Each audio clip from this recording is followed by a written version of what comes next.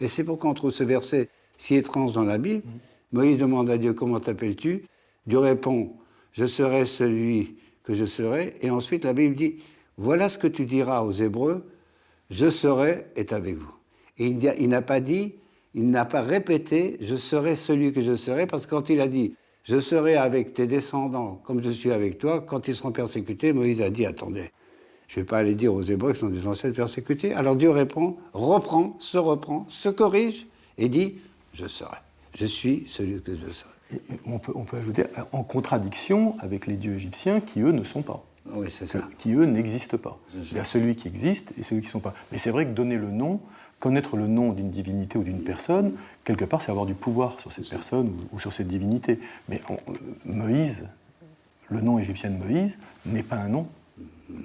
Moses signifie simplement celui qui est né, le nouveau-né. C'est très intéressant parce que tout le monde sait, je pense, que Moïse s'appelle en hébreu Moshe, parce qu'il y a tellement Moshe Dayan, nous autres, il y a eu tellement de Moshe, bon. Donc tout le monde, je pense, sait que le vrai nom, c'est pas Moïse, c'est Moshe. Ce qui est d'ailleurs intéressant, c'est que lorsque la fille du Pharaon le recueille, elle l'appelle Moshe. Moses, c'est un nom égyptien, il y a toute Moses, il y a des tas de pharaons qui ont porté le nom de Moses. Bon. Donc elle lui donne un nom qui en égyptien, c'est un nom égyptien, mais en hébreu ça veut dire celui qui sauve, celui qui retire.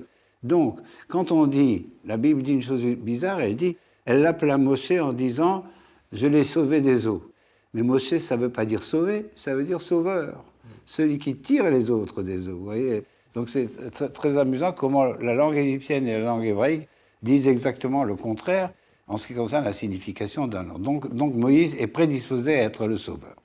C'est le prophète par excellence, mais c'est l'étincelle de la pensée messianique. Oui. C'est-à-dire l'arrivée d'un Messie plus tard, à la fin des temps, est inscrite dans la destinée de Moïse. Et c'est là que Moïse devient celui que vous appelez un héros, pas généralement comme ça qu'on l'appelle chez nous. Et Moïse, donc, est chargé par Dieu d'aller affronter le Pharaon en lui disant, je ne suis pas sûr qu'il l'ait dit en anglais, mais on l'a beaucoup dit en anglais depuis, « Let my people go », « Laisse partir mon peuple ». Une chose extraordinaire qui a été reprise, vous le savez, par toutes sortes de négros spirituels, puisque les Noirs aux États-Unis se sont beaucoup identifiés aux Hébreux. Et beaucoup de négros spirituels ont des origines bibliques. Alors, Let my people go est un célèbre négro spirituel, laisse partir mon peuple. Dieu demande à Moïse de se conduire en héros. Il n'est pas très rassuré au départ. D'abord, il dit, je ne suis pas un orateur. Envoie quelqu'un d'autre. Et il lui dit carrément, envoie quelqu'un d'autre. Et à ce moment, comme son frère Aaron est avec lui, il dit, bon, ben, si toi, tu ne sais pas parler, ton frère Aaron sera ton porte-parole. Mais finalement, c'est quand même Moïse qui a parlé aux parents. Et miraculeusement, il a retrouvé un don d'orateur. Mais alors, là, il y a une situation qui est vraiment intéressante. C'est, à mes yeux, c'est la concurrence, je pourrais dire, spirituelle entre Aaron et Moïse. C'est-à-dire qu'au VIe siècle, au moment où les textes, l'Exode est rédigé, donc rapporté, mais rédigé, elle est rédigée au moment de l'édification du Second Temple. Retour de Babylone, édification du Second Temple, et à ce moment-là, on commence à répartir les rôles, et les prêtres, sont-ils la voix directe avec le Dieu, ou est-ce que c'est le prophète ?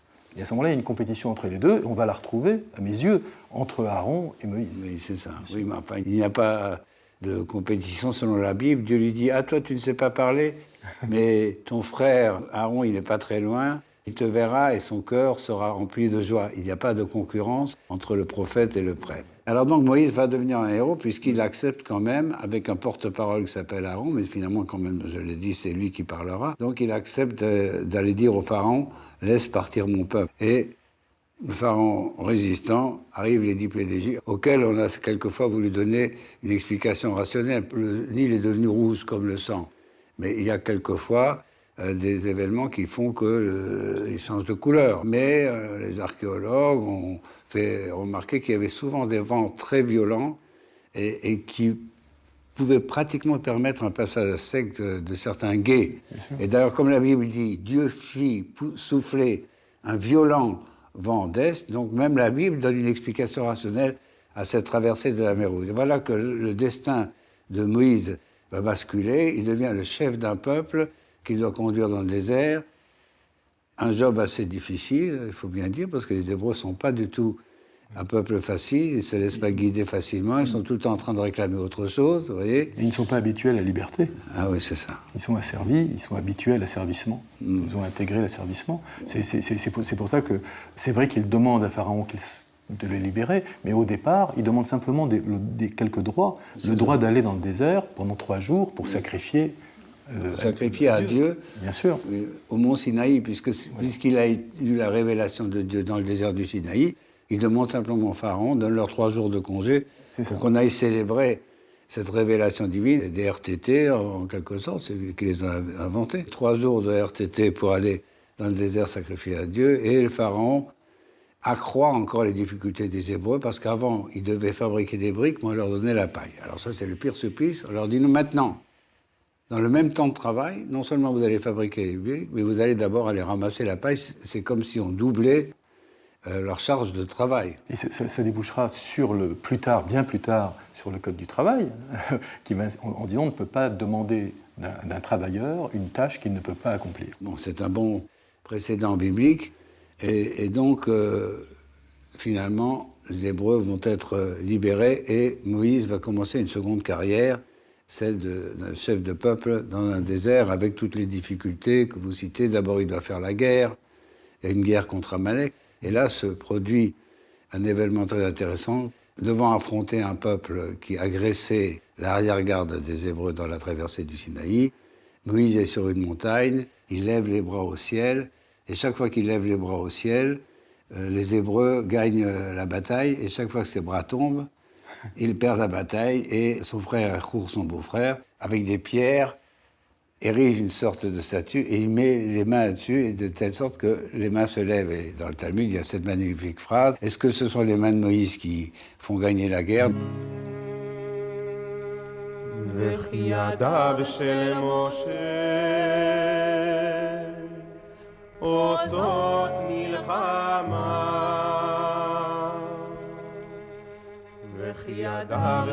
משה עושות מלחמה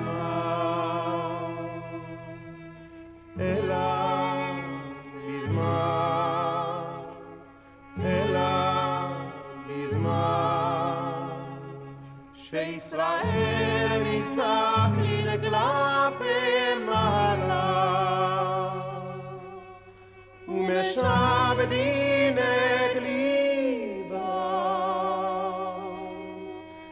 לאביהם שבשמיים.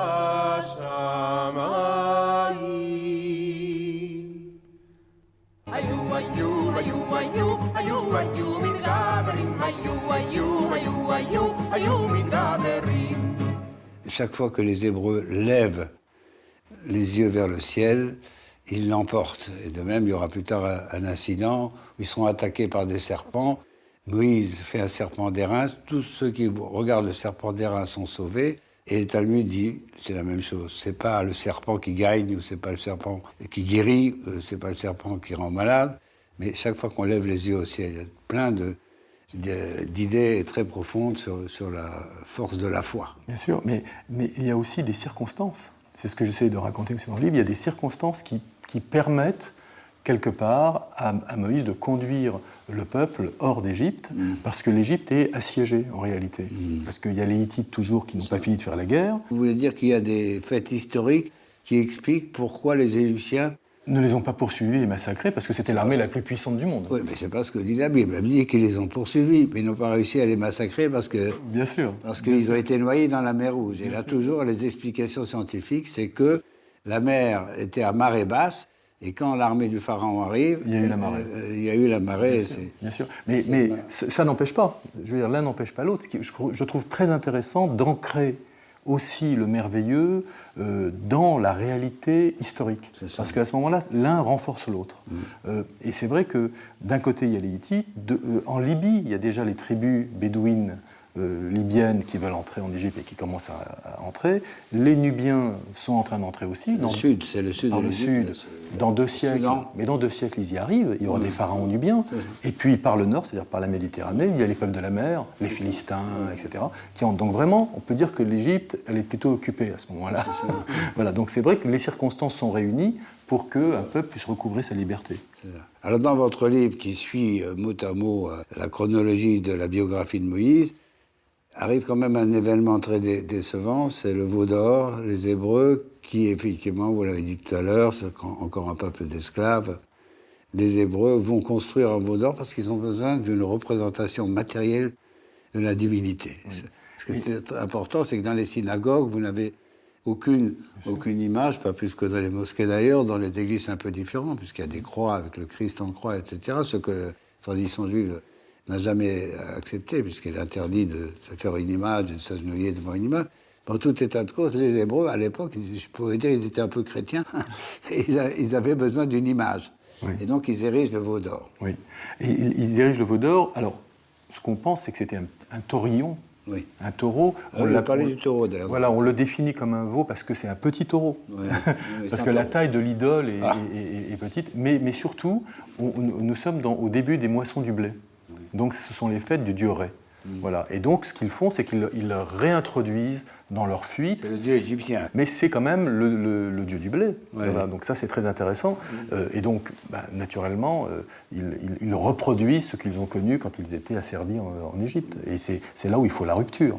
Patrick Banon, je vous remercie pour ces indications qui sont un peu fragmentaires, puisqu'il y a toute la vie de Moïse dans le désert, tout ce que raconte la Bible et que vous commentez très bien. Donc je rappelle le titre de votre livre, Moïse, l'homme qui devint un héros, Patrick Banon, chez Michel Lafon. Et je voudrais conclure notre émission par un très beau texte sur la mort de Moïse, parce qu'il y a un texte dans le Midrash, c'était un commentaire rabbinique du Moyen-Âge, qui raconte comment Moïse a réagi lorsque Dieu lui a annoncé qu'il allait mourir. Et nous allons lire ensemble ce texte. Merci. Avec plaisir. Patrick Banon. Quand fut venue la dernière heure de Moïse, il supplia l'Éternel de le laisser entrer en terre promise. Dieu répondit, « J'ai fait le serment que ni toi ni ton frère Aaron ne conduiront Israël vers la terre promise. » Moïse prit le deuil. Il revêtit un sac et dit, « Je ne bougerai pas d'ici tant que tu ne me permettras pas de conduire le peuple vers la terre des ancêtres. » Dieu réunit les anges, le tribunal d'en haut, et il leur enjoignit de ne pas accepter les prières de Moïse.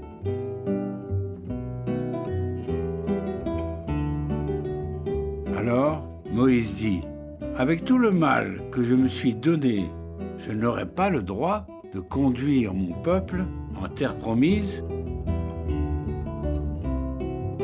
Jusqu'à présent, je n'ai fait que prier pour Israël, pour que tu pardonnes ses fautes.